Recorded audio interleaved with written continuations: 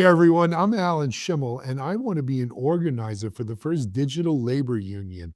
You're watching Techstrong Gang.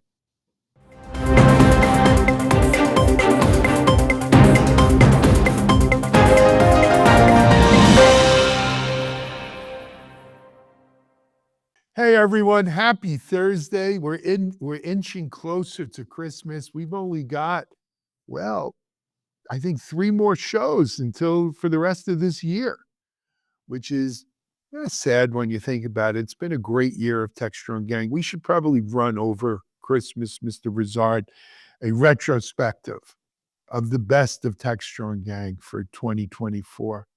Just or maybe a flubs and flubbers or whatever they call it. Outtakes from Techstrong Gang. I'm going to get all the political episodes together, okay? Oh, that would be fun. No, Yankee episodes. Yankee episodes would be fine. There's a lot of ways we could go with this. But anyway, thank you and welcome to Techstrong Gang. Thanks for joining us. We've got a great gang lined up for you today. We're going to talk about some cool things. As I mentioned, digital labor, top of the list. But let me introduce you to who we have here. He's back on his throne in Silicon Valley.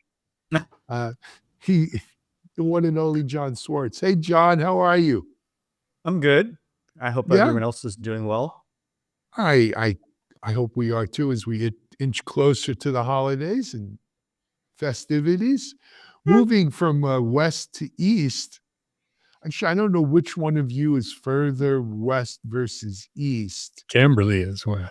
Camberley, because Boulder's in the foothills. So I guess we'll go then to our future infrastructure analyst and Yankee expert, Camberley Bates, coming at you from Boulder. Hey, Camberley. 5,800 feet is where my house is. Yeah, she's at 5,800 feet. Who was it? Was it Howard Diamond? Mitchell used to say he was at 5,000 feet or something like that. Yeah, he was always bragging about the elevation of his house. Yes. Amongst other things. I spoke to Howard recently, actually, though. He's doing well. I was glad to hear it. Good. That's good to hear. Yeah. Anyway, Camberley, welcome. It's great to have you on. As always, you bring a touch of class to the gang. I think for the 2024, that's true. Yeah, we should do like the Techstrong Gang Awards, and Camberley gets the Touch of Class Award. There you go. Moving from Camberley over to, I guess not slumming it, but moving a little east in Colorado's. He's also a Futurum analyst for security and DevOps. It's our own Mitch Ashley. Hey, Mitch, how are you, man? Hey, coming to you from the lowlands of Front Range of Colorado. The Front Range. Camberley, I'm down in the valley here. You're 5,200. Yeah. Well, the base is what, 48 or 49, something like that, isn't it? Somewhere near the Nebraska border. Yeah. Well, that's where Mitchell's from. Okay, I've been clawing my way into Colorado ever since. Yeah, no, he's a Nebraska boy. Anyway, moving along from Colorado all the way east to Harrison, New York, where he's still plodding. Mark Bellinger wasn't good enough, and he's only 29, not 30, Mark Bellinger. Cody Bellinger. Cody Bellinger. Who's Mark Bellinger used to play shortstop for the Orioles For the 100 Orioles. years ago. I know. Yeah, He's Mark part of the Belanger. 69 Orioles team. Yeah, he was part of the 69. That was a heck of a team. Who did they just trade to the Mets? The big Bellinger from the Cubs. Oh. No. From Yankees. They didn't. That wasn't a trade, Soto. Mitchell. Soto. That wasn't a Soto trade. It went was to a the Mets. theft. Hey, do we want to talk about Buffalo and what they're doing up there? They're like rocking. Buffalo is the Bills, you mean? The Buffalo Bills are rocking it. We might actually. It would be great to see the Bills win a Super Bowl, wouldn't it? Again. Yes. No, they never won a Super Bowl. No, they didn't. No, they were in 4 Super Bowls in a row and lost all 4. Jeez. Now that you bring it up. But it would be nice to see them win one. It would better. I get tired of seeing the repeats, so I'm not rooting for Kansas City. But anyway, moving on from sports, our chief content officer, I don't know if he ever moves on from sports, but our chief content officer, Mike Vizard. So as you alluded to at the beginning, we were talking about digital labor. Mark Benioff over at Salesforce was talking about this week. And I guess, they announced some stuff around this agentic AI model of theirs 2.0, and to be frank about it, it was hardly any new features whatsoever. I think they just had a little bit of insecurity and felt that they should talk about something. But one of the things they did mention is the rise of digital labor in the form of AI agents. And I know, John, you watched this whole thing from the beginning to the end. And what is your impression of what's going on here? So it was interesting. I came with very low expectations because I thought it was just a marketing event. So I turned it on, and immediately Benioff started talking about the follow up and this concept of digital labor, basically a workforce of AI assistants, which will eventually, he thinks, this was the really interesting part to me, they will manifest themselves into robots eventually. So he mentioned that Salesforce is in the midst of hiring 2,000 people to sell the AI products. The one thing that they really want to do, though, is wean off of human beings in simple tasks like most companies. And in a sense, Salesforce is already using some elements of agentic AI internally, and some of it faces the public, but for the most part, this is a work in progress. So he talked about what's happening now as humans and agents are working together to be more productive. And he says, I have humans and robots working for me. It is fantastical. It is not some fantasy. It is happening right now. And he envisions this as a $1 trillion industry. And in a sense, one of the things he talked about to underscore his point was that he'd come to the press conference in a Waymo vehicle, which was driverless, and that this was clearly the future. So in terms of news, nothing really, except for the hiring. What was interesting to me, though, is this kind of concept that he did bring up at Dreamforce, by the way, with Jensen, about these billions of workers who report to them in a weird sort of way.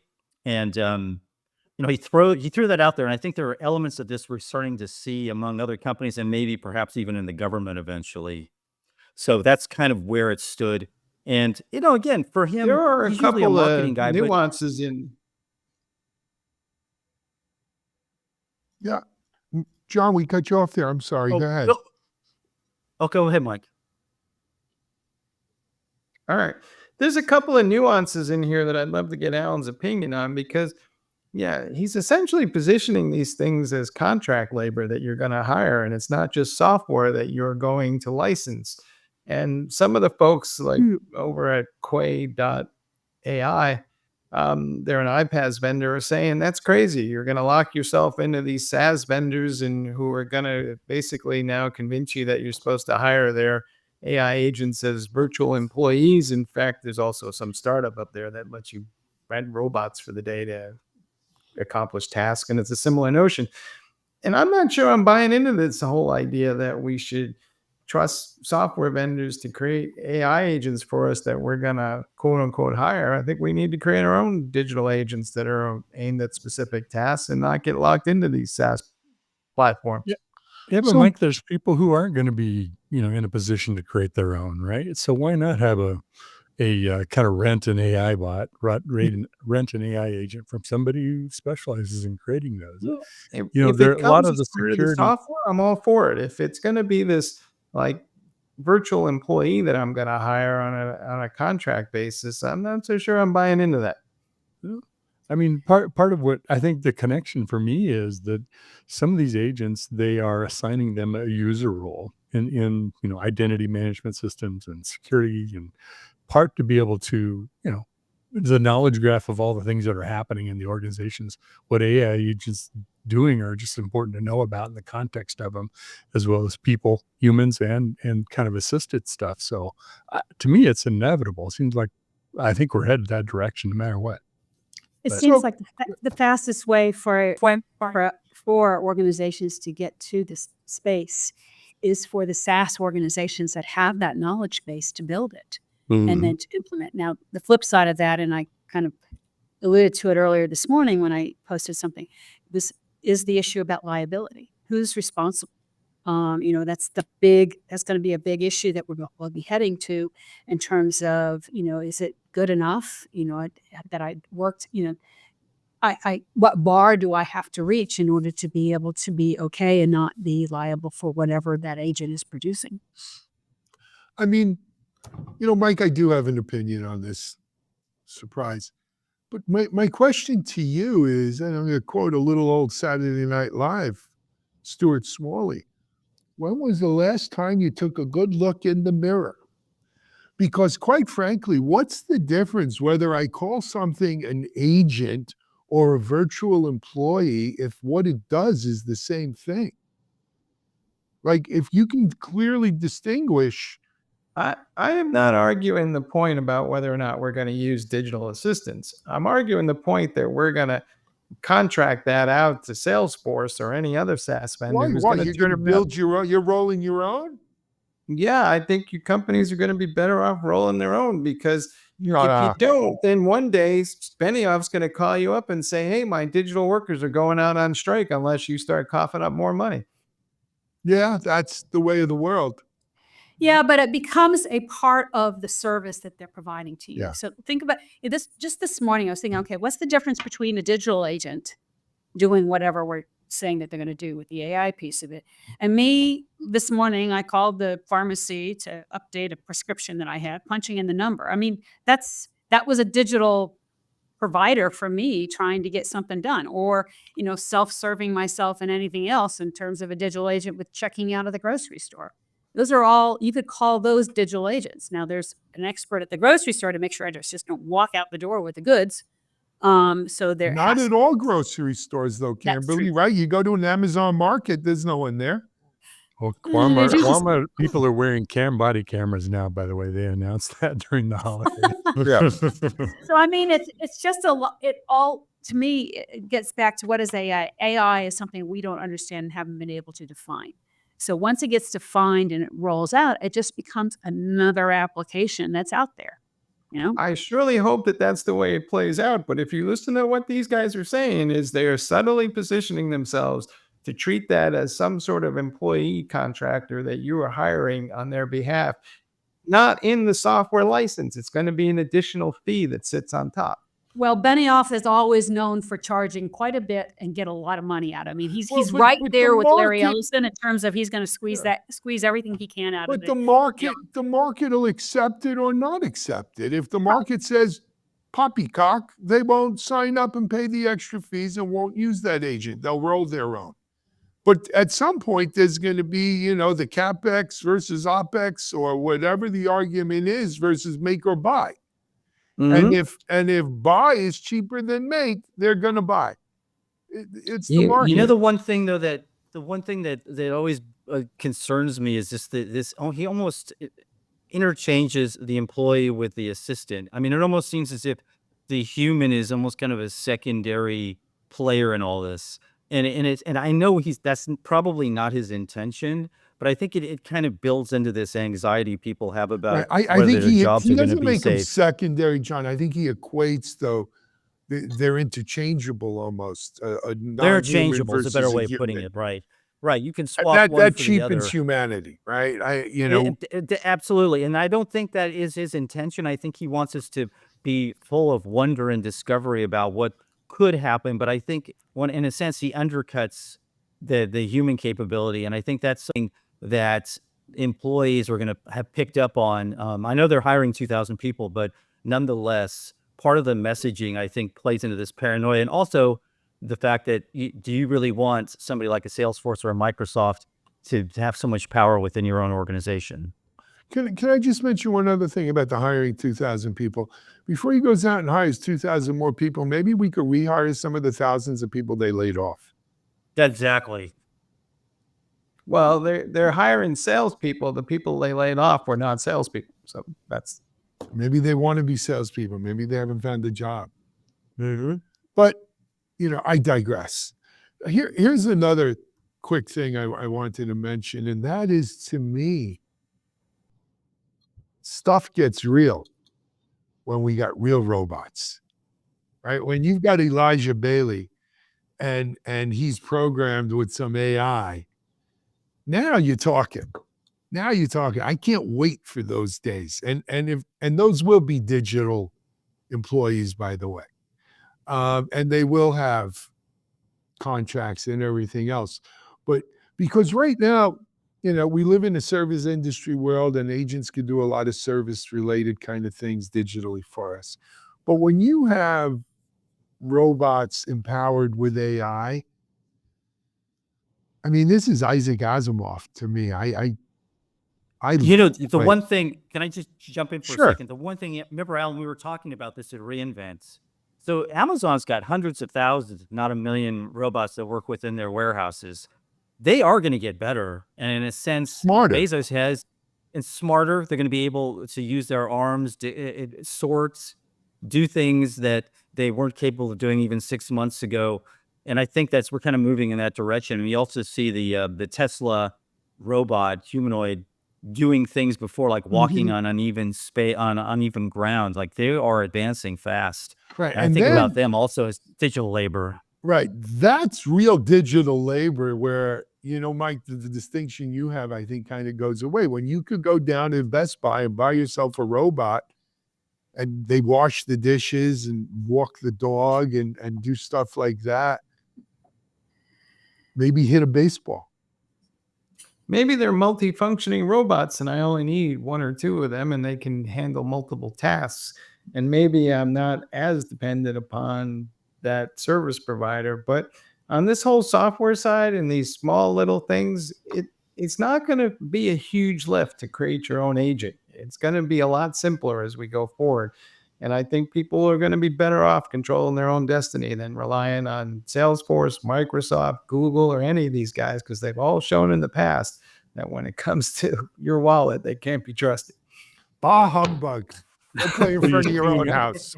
So you're saying I have to get my Rosie the robot from the Jetsons from Best Buy, or Wouldn't do I have that to go be to great? Microsoft? Yeah, well, There's depressed that robot. company that Bezos invested in that is it's based on Rosie the robot. Yeah. Basically, it sorts laundry. It can fold boxes. It can move dishes and glasses off tables. And it works. What was the manic depressive robot in Hitchhiker's Guide? that was pretty funny. All right, hey, we got to take a break. We're going to come back here, and our next segment is about a stocking stuffer from NVIDIA. You can get your own little super duper AI supercomputer for just $250 or less. You're watching Techstrong Gang. Modernize your business to fuel innovation and elevate customer experiences. With the Builder Community Hub, AWS and its partner network provide essential tools for transforming applications and infrastructure to fully leverage the cloud. Discover free trials, in-depth demos, and essential resources to empower DevOps engineers and developers to deliver value faster and more reliably. Visit the Builder Community Hub to learn more. All right, folks. Yes, it's true. NVIDIA's got a little Christmas kind of stocking stuffer thing for the geeky set. $250. You get your own little developer kit for building AI kind of applications. Mitch, is this on your list all of a sudden? Is this there? Is this going to be under the tree on Christmas Day for you, or what are you thinking? Well, we'll find out next week. But as soon as I read John's article about this, I quick updated my Christmas wish list in the family Google Doc. So this Mitchell, thing, the real question is, have you been naughty or nice? well, that doesn't matter because I'm always naughty. Oh, okay. I get it then. Well, first of all, this is an update to a product, but the name of the product, NVIDIA does some really good things around product naming that I really enjoy. This thing is called the Jetson Orin Nano Super Developer Kit. So anything Jetson, and it's called the Jetson Community because that's the SDK for it. This is a card.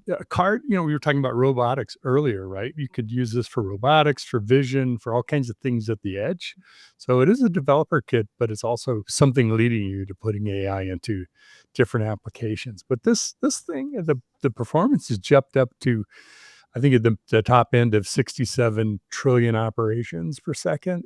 It's just phenomenal. 102 gigabits per second memory bandwidth. So it cranks.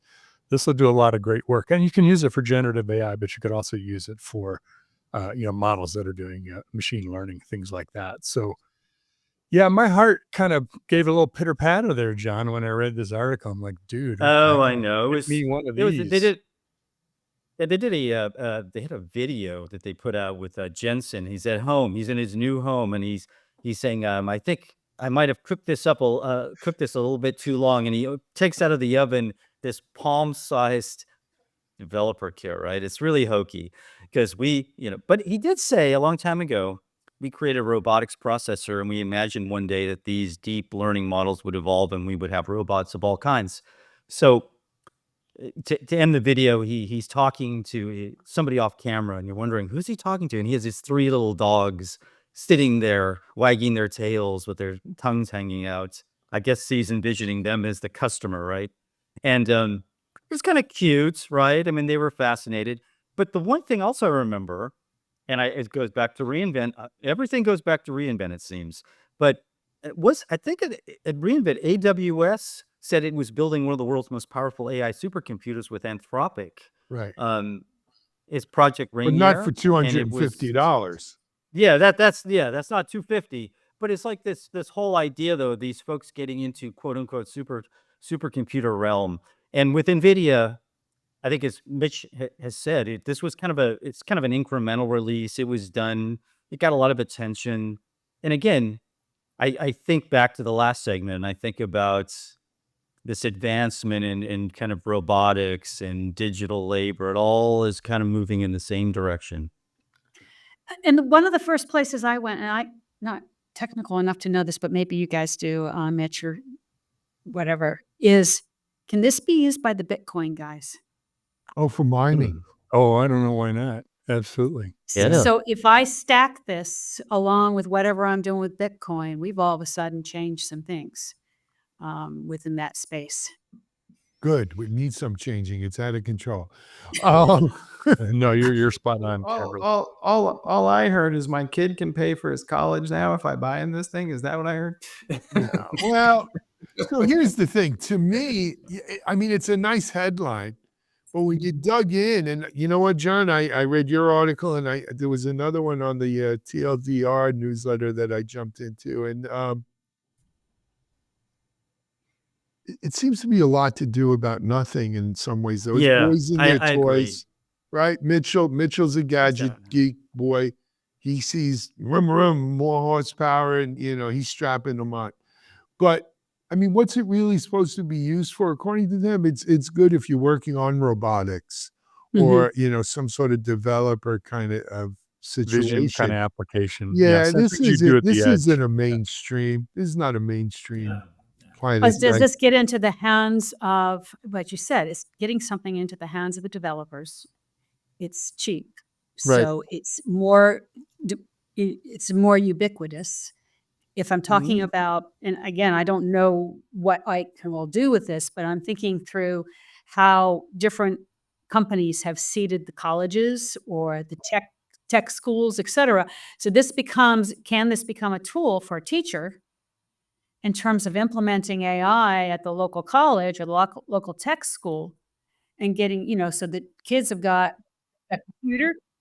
So all of a sudden, and then I've trained them on my tools so that when they get out of there, it's kind of like I want to train them on my, whatever I'm doing for design work. So when I get out of there, that is where I want to go. That's what I'm going to want to use. So all of a sudden, I've seeded what platform I'm going to develop on, which is we've been doing this for decades of seeding. This is the Apple Macintosh or the Apple II computer in schools. But it's not the Newton. No, but thank God No. it's not the Newton. Thank God this it's is not. real. This is not just a toy, Alan, because this thing will run. I mean, unless you're saying the edge is a toy, and I know you're not saying that, but this thing will run models for vision, for robotics, for sensor processing. It's all made. It's made for this chip. I think it's the Ampere chip, if I remember right, to run on edge devices, right? This is edge computing, AI edge computing. And it's a developer kit, to get you involved in building it. But this is what we're going to see at the edge. These are the kind of chips that NVIDIA is trying to push all the way out to the edge and gain, have a major foothold there as well. So to me, it's more than just Mitch's gadget feeding his need for the latest powerful CPU. Yeah, GPU. Boys and their toys. Oh, that too. Well, it's also, if I look at thinking about what I want to do with video surveillance, right? And at video surveillance, I want that processor there to be to improve the quality of what I'm doing out there. I want to make that faster. I want to be able to move people through the sports arena faster. All those TSA things line. are Yeah. right. That is all edge kind of applications that we keep on ratcheting up how good the imagery is, and this is going to help. Well, that. I will tell you, I often speak to the folks at Sony, not Sony cameras per se and that kind of stuff, but they're Sony semiconductor, Sony silicon. And they actually have, and Sony powers most of the cameras on your phones today. If you don't know, there's a Sony chip in there. Sony has that amazing recognition and amazing video surveillance capability, sensors built in. Yeah, it's on Techstrong TV. I just did an interview with them last month. So, I think there is some of that. But hey, you got to give NVIDIA credit here for, I think as Camberley says, they're capturing mind share, right? How do you stay on top of this market? How do you maintain your leadership? It's seeding the next generation here with this kind of stuff. But we got to take a break. Wait, I want to say the one thing I'm looking forward to Go ahead. is bot wars in my local playground when the kids get a look absolutely. of this and they start building out those little bot things, and we're just going to go hang out in the playground and You watch these things. must be live crap. in a nerdy neighborhood, Mike. Oh, That's not the kind of wars we had in my schoolyard. Bot Oh. wars are serious business. Those things are mean, destructive. Well, we did It's have fun. Coleco Monday Night Football. That was a fun game to play. But anyway, Yes, More than let- Duplo. We're not talking the Duplo. let's take a break. We're going to come back, and we've got some good DevSecOps next news coming out all over the place. You're watching Techstrong Gang.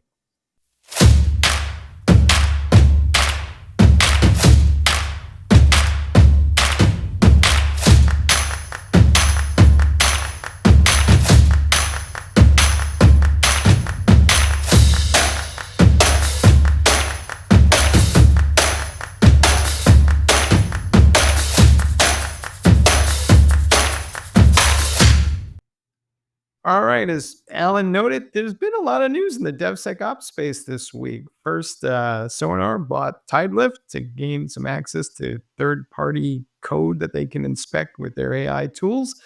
OpenText has turned around and did a deal with Secure Code Warrior to add some training capabilities into their platform.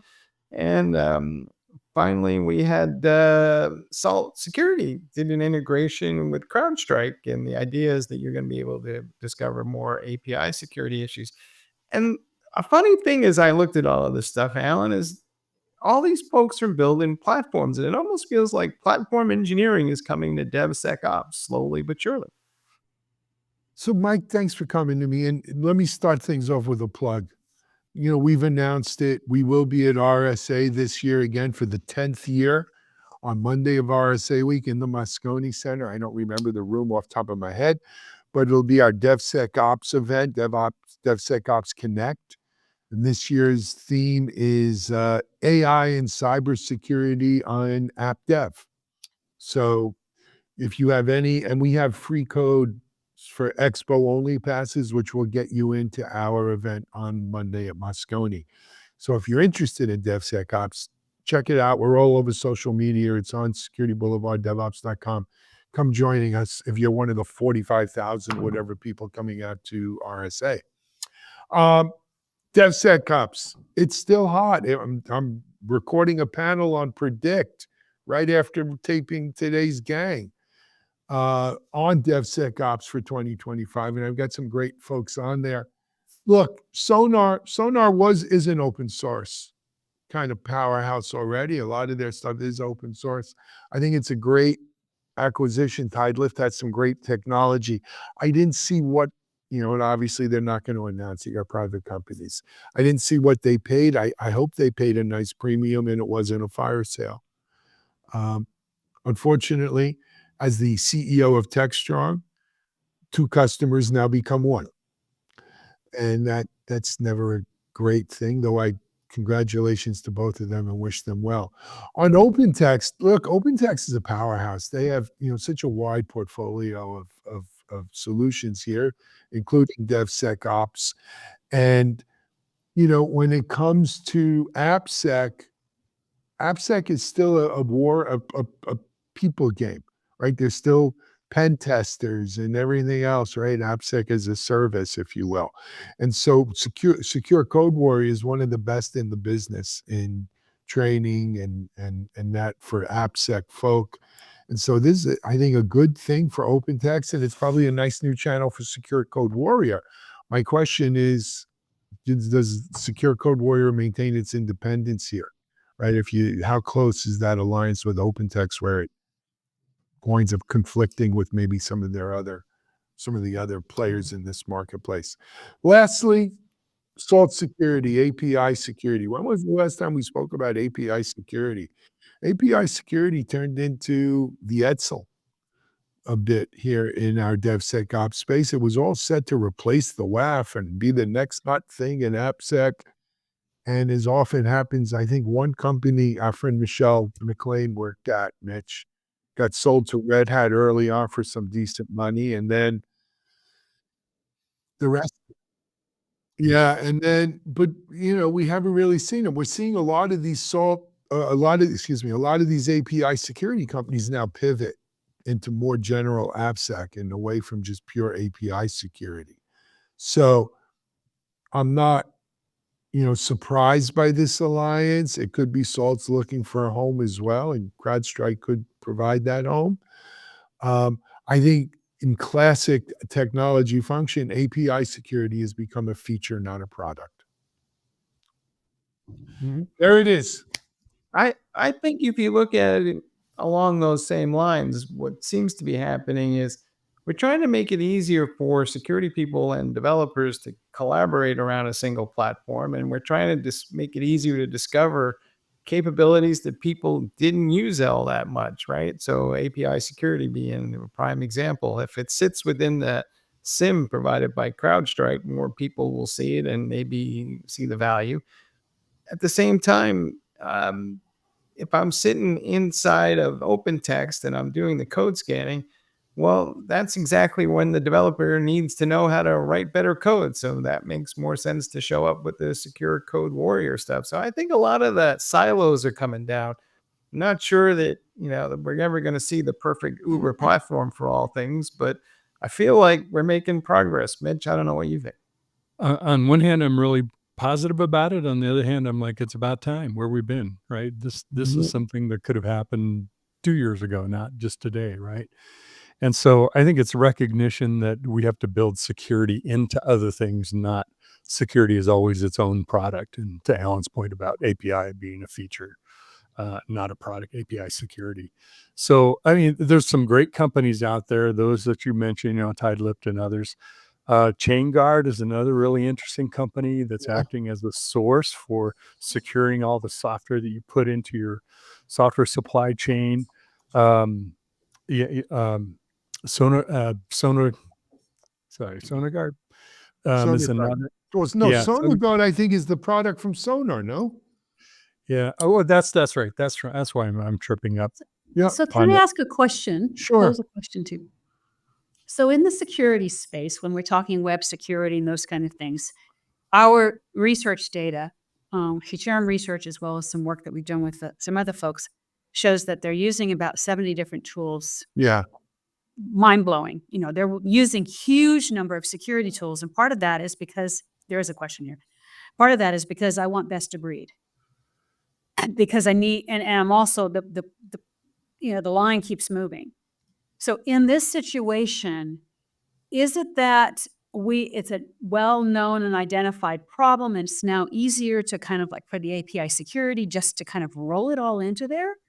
Or how is that different than what maybe the CISOs are trying to do with what's going on with the DevOps kind of folks and what's happening here? Yeah. Well, Camberley, to your point, security people come from a mindset of, I got a thing for this problem, I got a thing for this problem, I got a thing for this problem, right? And moving to more of a zero trust kind of model. But the problem is, now how do you do that in software? And that's not necessarily security team's expertise. And so now we're seeing software security products, DevSecOps kind of products, for example, into a CrowdStrike environment, right? So something that's a traditional security product. So it started that maturation of those two things integrating better together, because oftentimes the budget for buying even software security tools or development come out of the security budget, because that's easier to get that funding there. So your point is spot on. Yes, this should be happening, kind of moving forward in more of an integrated fashion. But we've got to let go of I got a pizza box or an appliance or a virtual piece of software that does everything that makes me more secure together. That amalgamation hopefully holds together and provides enough security. In my years in security, I've seen this pendulum swing back and forth, and so has Mitchell. Right? There was a time where you did buy a pizza box. We sold pizza boxes. I thought we could sell them with an inside sales team for $3,500 a box. Didn't work so good. Then it swung to, hey, let's make a pizza box that does everything, though. So it's an all-in-one pizza box. Mitchell wasted a lot before he washed up on a rocky shore. Shipwrecked. He wasted a lot of cycles on that. Of open source community software. Yes, but you're right. There is 72 on average different security products, and it's insane. Unless you talk to security people will rationalize this till the cows come home. Well, I need a security product for when Camberley wears a green sweater, but when she wears a brown sweater, I need a different security product. And they'll rationalize it and make it sound real. Really what we're seeing, though, is a move to the security platform. And we've seen this happen over the years, right? We've seen it. And then it swings back the other way to the best of breed thing. It also is aligned with the cycles of security innovation, right? So when we get new categories of security tools, we get like that Cambrian explosion, like API security. About 3-4 years ago, there were probably a dozen API security companies, unicorns, no name was one of them. And then, the great die down occurs and they get absorbed into the big platform players. Then you'll get a new round of innovation and you'll blossom again. And then it dies down and what's funny is for the most part, the security platform players remain the same. God bless you, Mitch. Palo Alto, Checkpoint, Cisco, you know the names. CrowdStrike has become one now, right? The platforms remain, the fancy corals blossom and then die back. And is just normal for the security world. Nothing new here, move along. These are not the robots or the AI agents that Mike's looking for. But that's my take on it. I hope that helps answer your question. Thanks. All righty. Guys, if that's it, I think we've got to call it a wrap on this version of the gang. Mitch and I are needed on a DevOps Unbound episode. Don't miss that one. It'll be on the bat phone is ringing. We've got to go. We've got Nathan Harvey there and some folks in the platform engineering world. It's going to be a good one. Dora. Yep. We will be back tomorrow, though, for our Friday edition of DevOps Gang as we get ever closer to Christmas here and the end of the year. So we've got a lot of great stuff with a lot of great people. Until then, this is Alan Schimmel on behalf of Mike and Mitch and Camberley and Jon. You've just watched another Techstrong Gang.